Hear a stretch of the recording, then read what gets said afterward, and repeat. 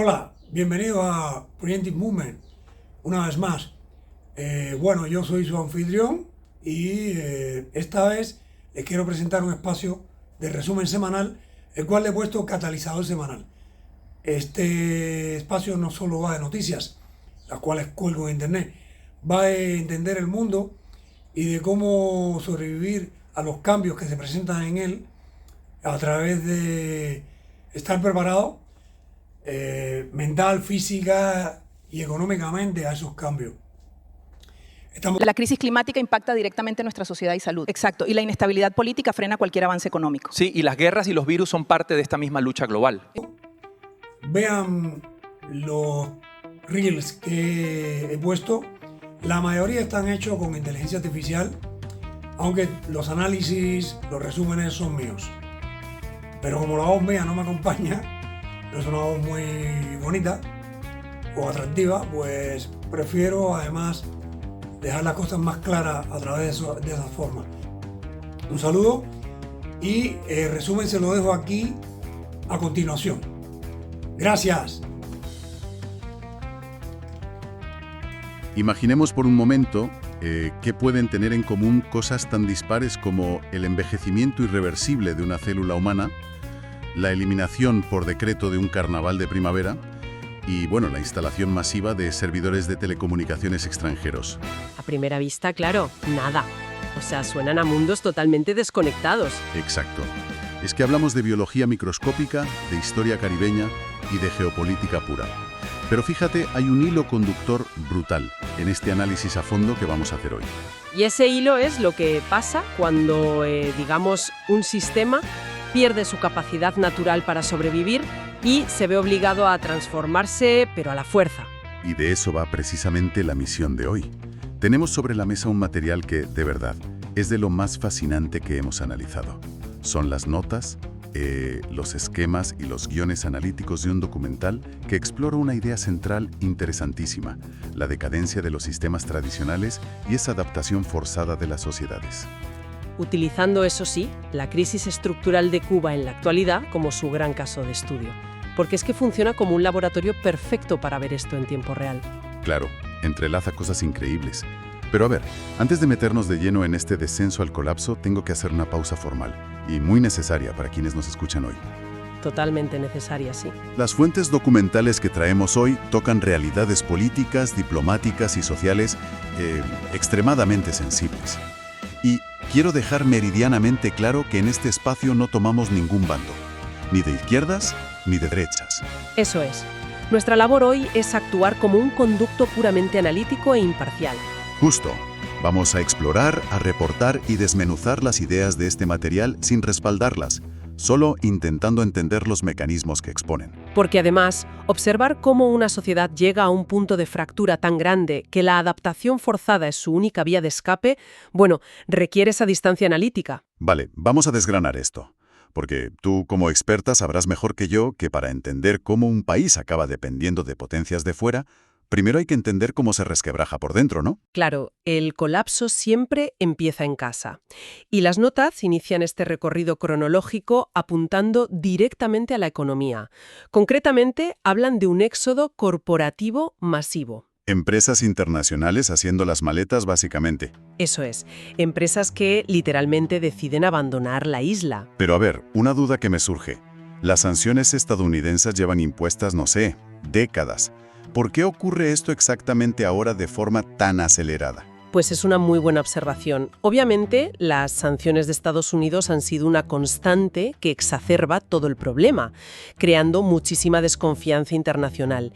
Pero lo que las fuentes describen ahora es un agotamiento estructural puramente interno. O sea que el motor de dentro ya no da más de sí. Exactamente. Las empresas se van porque la arquitectura financiera del propio país ya no puede garantizar ni lo básico. Hablamos de una inflación galopante, de la imposibilidad de repatriar beneficios a sus países de origen y de la falta de liquidez del Estado.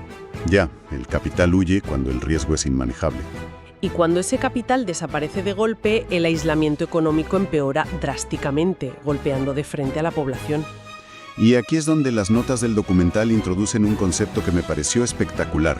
Lo llaman la paradoja de la supervivencia política. Es que es la clave de todo el problema, ¿sí? Claro, porque si tu economía está en caída libre, necesitas dinero externo de forma desesperada para no desintegrarte. Así que abres ciertas puertas económicas por pura emergencia. Pero, y aquí viene el truco, el régimen intenta hacer esta apertura sin ceder absolutamente nada, ni un milímetro de su control político centralizado. Ahí está el fallo, claro. Fallan, porque intentan diseñar una especie de válvula de escape súper controlada, una válvula diseñada única y exclusivamente para salvar la estructura del poder, no para liberar la economía de la gente. Y el resultado es que estas medidas terminan, dinamitando su propia narrativa ideológica. Porque al abrir esas válvulas para captar dólares o euros, la desigualdad se dispara a niveles históricos. A niveles brutales, sí. Es que fíjate, leyendo el material se me ocurrió una analogía.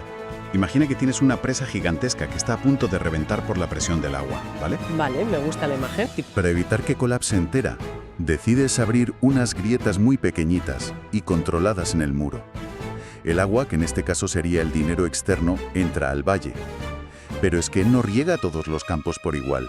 ¿Qué va? Solo inunda ciertas parcelas. Exacto. Solo las parcelas que están pegadas directamente a esas grietas. Mientras tanto, el resto del valle inmenso se queda completamente seco.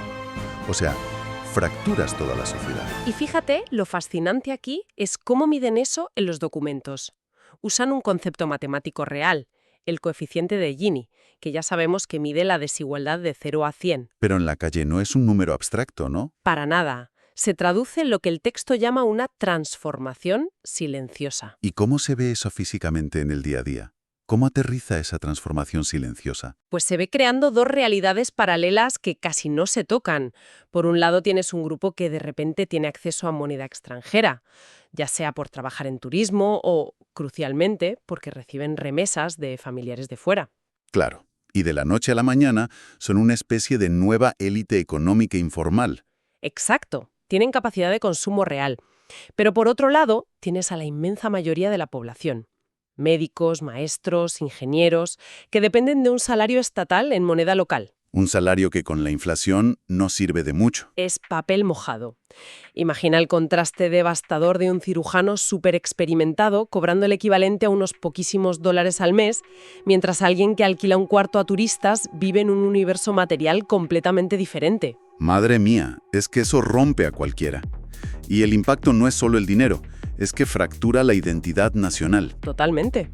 Para los jóvenes de allí, el mensaje es demoledor. Les están diciendo que estudiar o aportar al sistema tradicional no garantiza un futuro. La única salvación, su única adaptación forzada, es conseguir conectarse a esa tubería de capital externo. Pero a ver, te hago de abogado del diablo un segundo. Dime, a ver. Si tienes esta desigualdad tan salvaje y una economía que rompe la promesa del propio sistema, ¿cómo es que no implosiona todo? Históricamente, cuando el Gini llega a esos extremos, la gente sale a la calle y las sociedades se estallan. ¿Por qué esto se mantiene en pie? Porque, y el documental hace mucho hincapié en esto, el control autoritario no se basa solo en el uso de la fuerza o en la economía. La verdadera clave de bóveda es el control de la memoria. El borrado de la memoria. Esto me pareció loquísimo en las notas. Ponen el ejemplo de una fecha, el 20 de mayo antes del año 59. Sí. Antes de la Revolución, el 20 de mayo era el Día de la Independencia. Conmemoraba el nacimiento de la República. Era una fiesta gigante, de un arraigo popular tremendo. Carnavales, celebraciones masivas, patriotismo de la gente, ¿no? Eso es. Y tras el cambio de sistema, de repente, ¡pum!, desaparece, se borra del mapa, se suprime cualquier celebración oficial o institucional. Pero fíjate, al leer esto yo pensaba, a ver, entiendo censurar un libro de historia, vale. Pero prohibir un carnaval, una verbena, ¿no es una medida un poco cosmética? O sea, ¿por qué gastar energía en eso? Porque no es cosmética en absoluto. El mecanismo psicológico aquí es destruir un símbolo de autonomía. Un régimen así no tolera que exista una identidad colectiva o un motivo de alegría que no haya sido creado por ellos mismos. Claro, borran la idea de que la nación tenía historia o éxitos antes de que ellos llegaran. Exactamente. Convences a la población de que todo lo válido empieza el día que tú tomas el poder. Si no hay un pasado soberano previo, la gente se queda huérfana de referentes. Solo existe el presente que dicta el Estado.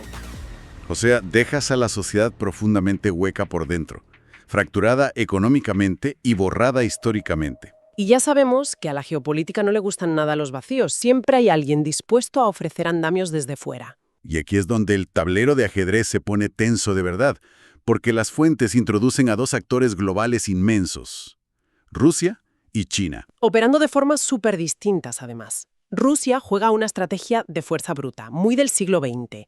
Intereses puramente militares, buscar puertos, disuasión, recordarle a Estados Unidos que pueden pasearse por el Caribe. Fuerza bruta tradicional.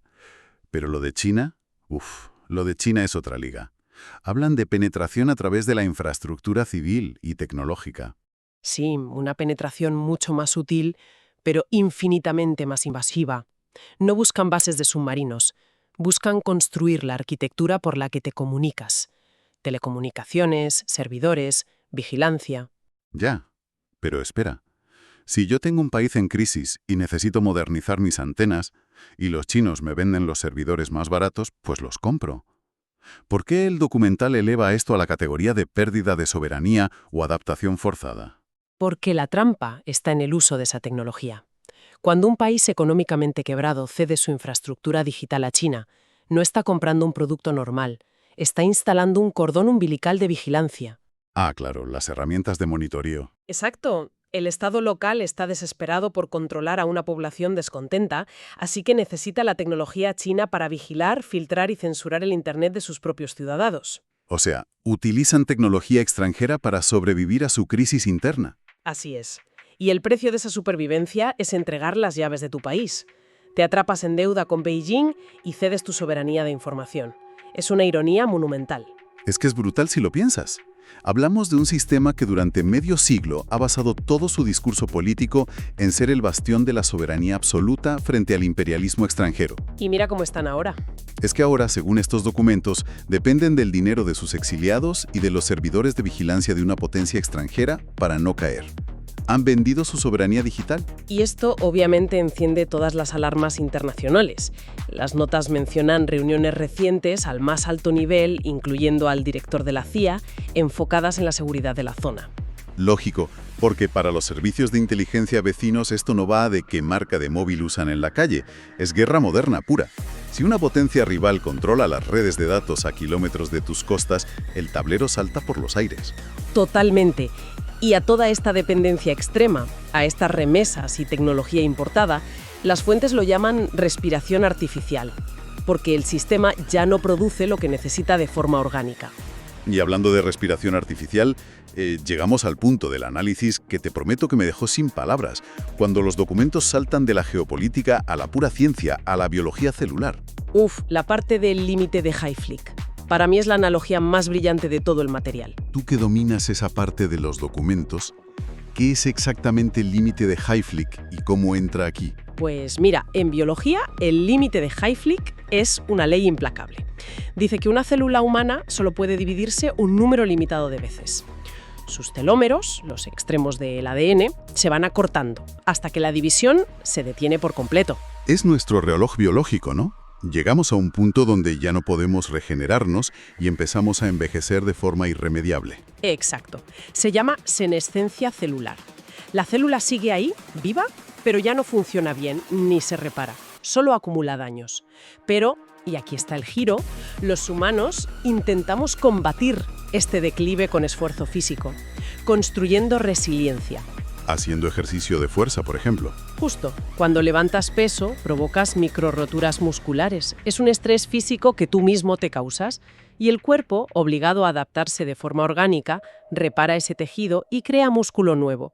Ese músculo propio es tu seguro de vida metabólico contra el envejecimiento. Vale, entonces, si conectamos esta biología celular con la sociedad que estamos analizando, ostras, la analogía es demoledora. Lo es, porque una sociedad sana hace lo mismo. A través del debate, la industria productiva o la innovación, genera su propio músculo, su resiliencia social. Pero claro, si tu modelo, como decíamos antes, paraliza la economía desde dentro y no te deja desarrollarte de forma autónoma, no estás creando ningún músculo. Cero adaptación orgánica.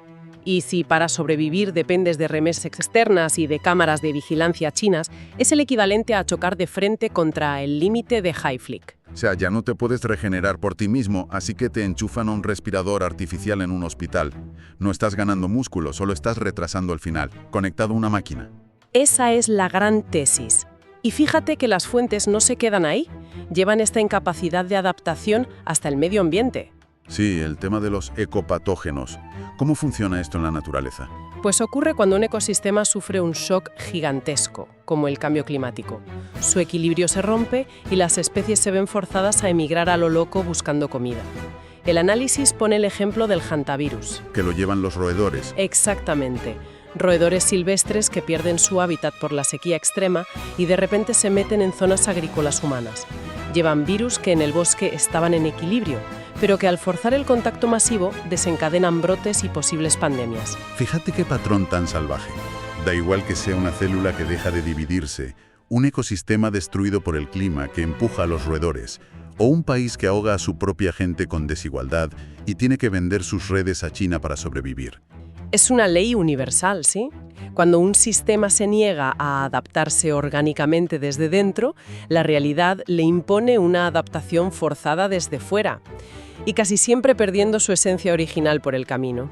Entonces, después de este recorrido cronológico y tan vertiginoso por estos documentos, ¿qué significa todo esto a gran escala? Pues creo que demuestra que la mera supervivencia no es la ausencia de la muerte. Y de hecho me gustaría dejar una reflexión final para que la audiencia medite por su cuenta. Venga, a ver con qué nos dejas hoy. Sí, como hemos visto, crear músculo propio con el esfuerzo es nuestra única defensa real contra el límite biológico de Hayflick. Pensemos en un sistema político que depende de la tecnología china a miles de kilómetros y de las remesas del exterior solo para evitar que se hunda la fachada. La pregunta es, ¿realmente se está adaptando para asegurar su futuro? ¿O simplemente está posponiendo de forma artificial una fecha de caducidad que la historia y la biología ya han dictado? Ostras, es una pregunta espectacular para cerrar el círculo. Nos lleva directos a esa imagen visual del inicio, ese gran edificio viejo, apuntalado por andamios que han traído de fuera, mientras desde la acera de enfrente oímos cómo crujen los cimientos. Así es, y cada vez suena más fuerte. Bueno, ha sido un recorrido extraordinariamente denso y revelador. Muchísimas gracias a nuestra experta por ayudarnos a diseccionar los mecanismos de este material tan complejo. Un placer enorme, la verdad es que da mucho que pensar. Y a quienes nos escuchan, millones de gracias por acompañarnos en la exploración de hoy. La invitación, como siempre, es a mirar más de cerca, a buscar esas conexiones invisibles entre las cosas y a cuestionar los andamios de los sistemas que nos rodean. Hasta nuestro próximo análisis a fondo.